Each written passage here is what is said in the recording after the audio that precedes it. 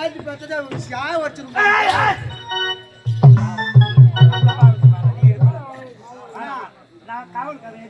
காலு வச்சு சாவ வச்சிருந்தா பணான்றியா?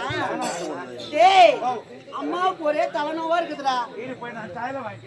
வாங்க தலைநோவுனா தலைநோவு பெருந்தலைநோவு மாத்திரை போட்டா கூட சரியாவாது. என்ன இருந்தாலும் என்ன செய்தி தெரியுமா? இந்த குழந்தை என் கழுத்தில் வந்தனால தான் எனக்கு தலைநோவே.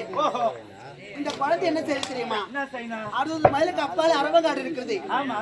அந்த அரவங்காட்டில் கொண்டு சென்று இந்த குழந்தை இருத்துண்டாக வெட்டி இந்த ரத்தத்து குழந்தை எனக்கு பொட்டு வச்சு மனசு நிம்மதியா ஆகும். ஆமா சீக்கிரம் நான் சொன்னதை முடிச்சுட்டு என்ன வந்து பாரு.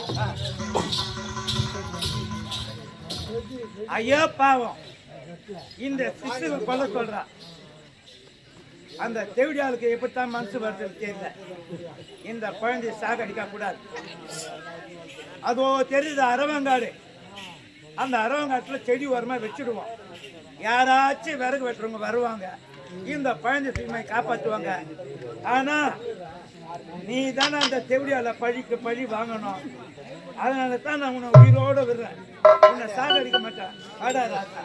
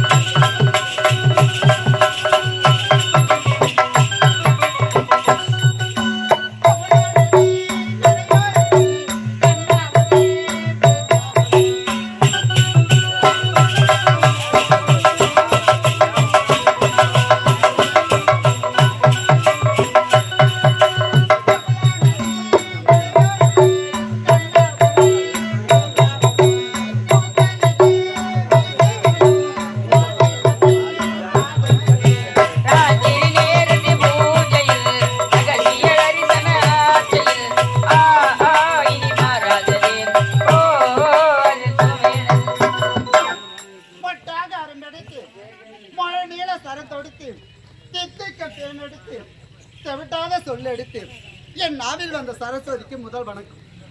இன்பத்தில் சிரிப்பவன் அதிர்ஷ்டசாலி, துன்பத்தில் சிரிப்பவன் ஞானி, கற்பனையில் சிரிப்பவன் கவிஞன், கண்டவுடன் சிரிப்பவன் காரியவன், தெரிந்து சிரிப்பவன் நடிகன், தெரியாமல் சிரிப்பவன் ஏமாளி, நிலை உணர்ந்து சிரிப்பவன் நிதானம் உள்ளவன், நிலை உணராத சிரிப்பவன் நிதானமற்றவன், ஓயாமல் சிரிப்பவன் பைத்தியக்காரன், ஓடவிட்டு சிரிப்பவன் வஞ்சகன், உட்கார்ந்து சிரிப்பவன் சோம்பேறி, தன் உயர்பால் சிரிப்பவன் உயர்ந்த மனிதன்.